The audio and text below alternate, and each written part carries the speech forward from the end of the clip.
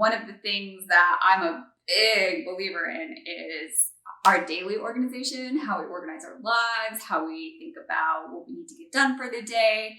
And some people might think I'm crazy, but the reality is this is what works for me. And maybe this is what will work for you. So a couple things. One is I always have a to-do list. My to-do list is always on me. I carry in a notebook. I make sure that I keep it updated. And there are a couple of reasons for this, which I'll get to. The second thing is calendar. Always, always, always make sure you carry a calendar on you. I know, I hear it all the time from my friends. Really, Rhiannon? I have a calendar on my phone.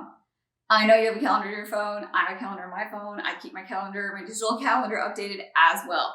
But the reality is, I think that sometimes when we're thinking about meetings or deadlines, or we have to count weeks, or we have to think about what we have to get done, just having that physical calendar to look at, you count your weeks, you can path things out so much faster when you just have that in front of you. And time and again in meetings, people turn to me, Rhiannon, where's your calendar?